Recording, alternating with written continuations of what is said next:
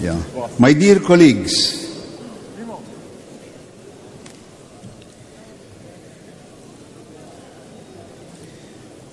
we open the second regular session of the 16th Congress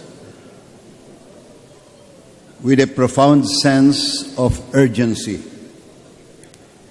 We have accomplished much in our first year, but so much more needs to be done. The past 4 years under the leadership of President Benigno S. Aquino III witnessed remarkable growth in our economy and unprecedented transformation in the governance of our country. World Bank President Jim Yong Kim, who visited the Philippines earlier this month, referred to the Philippines as the next, to quote him, Asian miracle.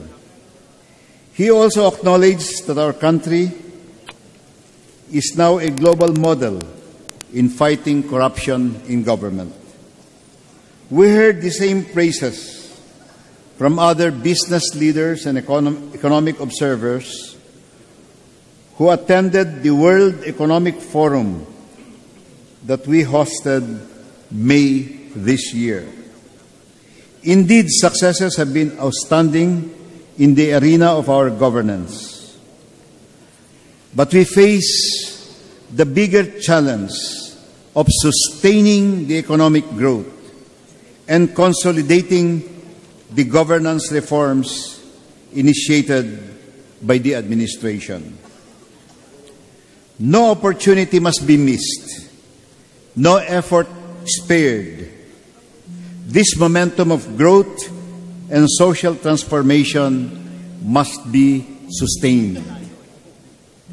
In this spirit, I ask that we begin this second regular session of the 16th Congress with a renewed sense of mission.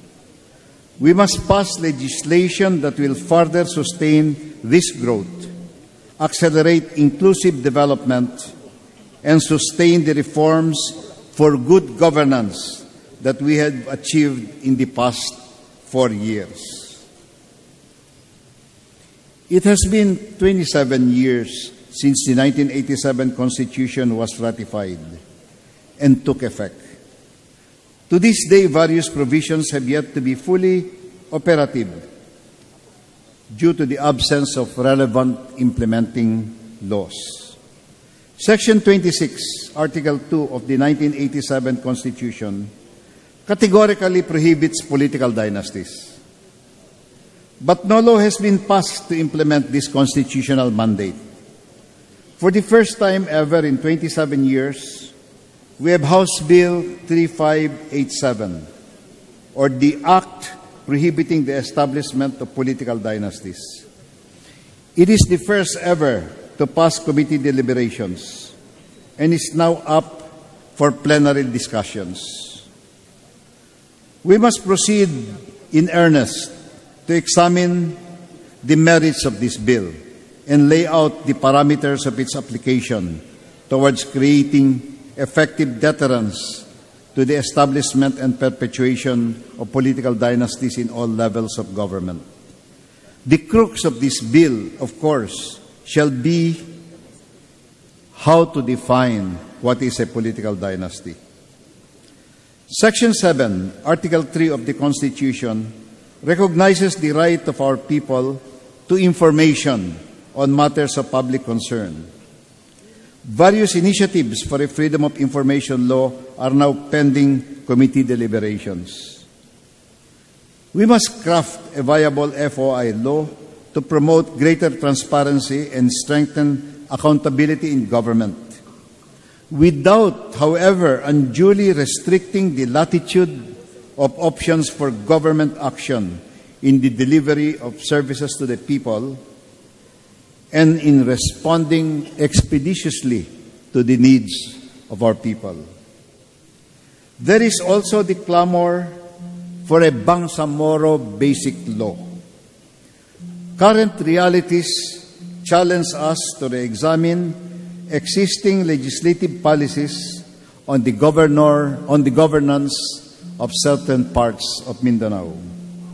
The 16th Congress is given this signal opportunity to make history by passing a responsive Bangsamoro Basic Law that shall establish a solid framework for genuine peace and enduring stability in Mindanao within the bounds of our Constitution.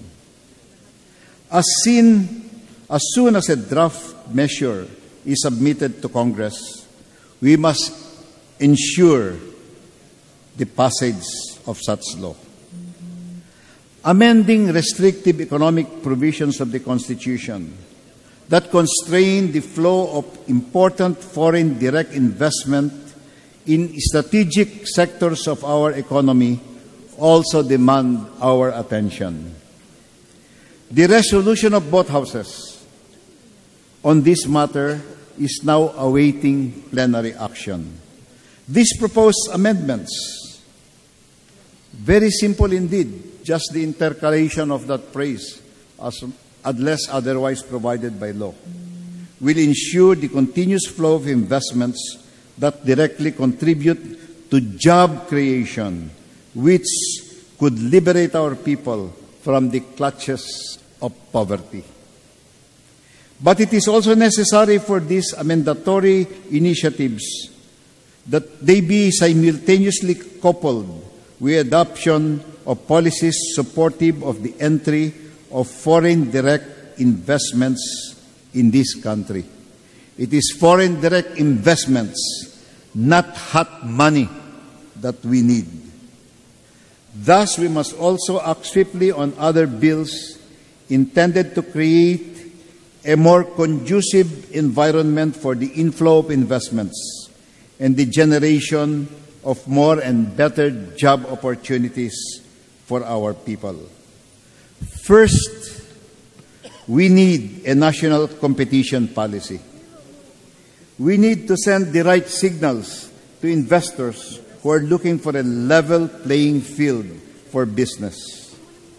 We must enact a national competition law that unifies, codifies, updates, and streamlines all legislation and regulations affecting competition in the country. It must complement ongoing market-oriented reforms focusing on economic efficiency that will create competitive industries and provide quality goods and services at reasonable prices. A proposed competition law is now pending in the committee level, and so I urge the Committee on Trade and Industry and the Committee on Economic Affairs to conclude deliberations thereon and to submit the bill to the plenary with dispatch. Second, we must attend to the proposed rationalization of fiscal incentives and the Free Incentive Management and Transparency Act. These measures, if enacted, will send positive signals to investors who want clarity and consistency in trade and business rules and regulations. We have always been reading about remarks that it's so difficult because the policies change all the time. So we would like to put them clearly, what are these business rules and regulations. Third, we must also prioritize measures that promote infrastructure development, foremost of which are the amendatory bills on the Build, Operate, Transfer Law, the Cabotage Law, and the Electric Power Industry Reform Act, or EPIRA. Our country's growth momentum is now put at risk by the chronic, precarious power supply situation. While the executive is empowered by the EPIRA to ensure power supply security, it is incumbent upon Congress, exercising its oversight powers to the Joint Congressional Power Commission, to conduct a thorough review of the implementation of APIRA, the rules and regulations of the Energy Regulatory Commission, and the Wholesale Electricity Spot Market, or WESM. The House Committee on Energy must now consolidate proposals to address the need for competitive bidding of bilateral contracts and of establishing a genuinely competitive power market that fosters a level playing field for all stakeholders in the industry. Fourth, we must also give focus to our non-renewable natural resources. Extractive industries should be developed not just for private gain in the short run, but also for public benefit in the long run. We must act in the full interest of national development and inclusive growth. We have to make sure that the mining industry, for one, yields fair and reasonable private gains, but will redound to the competitiveness and efficiency of the industry. We must, however, guarantee that the government is given a just and lawful share from the proceeds of economic activities on our natural resources and ensure minimum damage to the environment. We have many other vital measures in the pipeline, and I have only cited some of the key measures requiring our priority attention for this session. I say again, we still have so much to do, and I ask each one of you to help. Help ourselves do more. Recent rulings of the Supreme Court on the PDAP and the DAP have created new challenges to the legislature. PDAP, which formed part of the national government budget for decades, is now unconstitutional. Likewise, the use of savings for certain purposes through the disbursement acceleration program, of which most of us were in fact ignorant at the time, was subject to a pending motion for reconsideration, also declared unconstitutional. We need to explore new legislative paths to bring needed resources and services to our people. This week, after the President delivers his SONA, he will submit to us the proposed 2015 national government budget. It is the most important piece of legislation we enact every year. We have been very supportive of the public financial management reforms of the government in the last 4 years. Without fail, we passed the General Appropriations Act on time, banishing the nightmare of reenacted budgets from the national consciousness. The prompt submission of the proposed national budget to Congress by the President, and the hard work, the discipline, and commitment of every member of Congress to scrutinize and approve the budget well before the start of the next fiscal year have made this possible. Congress holds the power of the purse, otherwise known as the power to appropriate, and its twin power, the power of legislative oversight. We must now exercise these powers in order to strengthen accountability mechanism and ensure the proper and lawful allocation and utilization of public funds. We,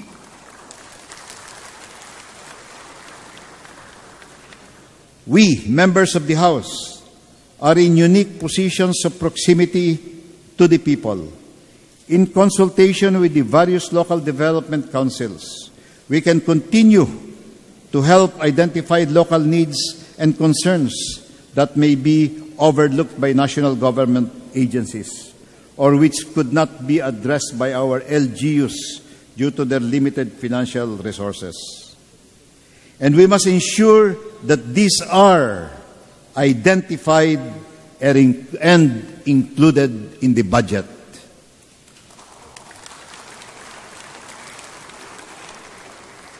Let us also establish the framework for the conduct of continuing or year-round legislative oversight over the use of public funds by all government agencies.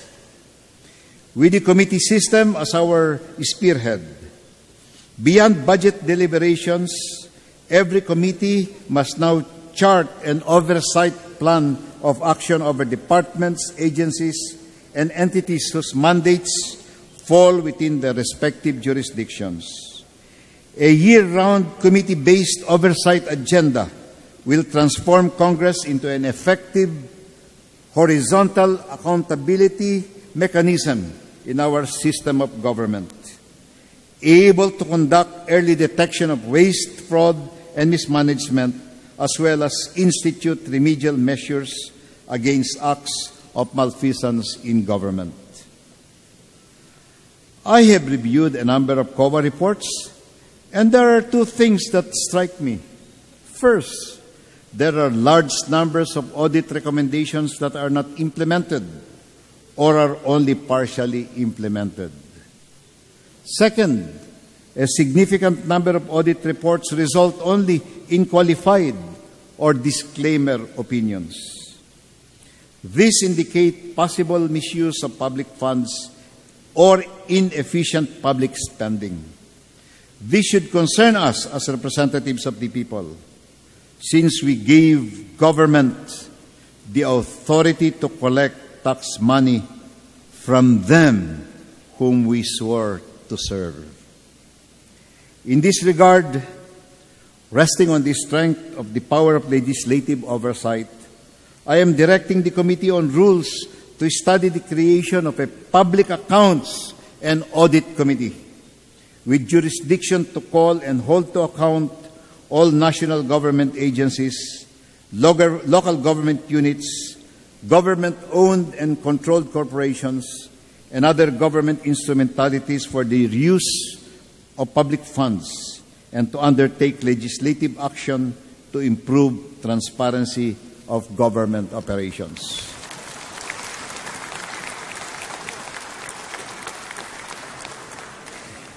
My dear colleagues, the tasks we face are clear. More responsive legislation for sustained growth and inclusive development. More efficient and disciplined legislative oversight to strengthen government accountability and ensure government performance.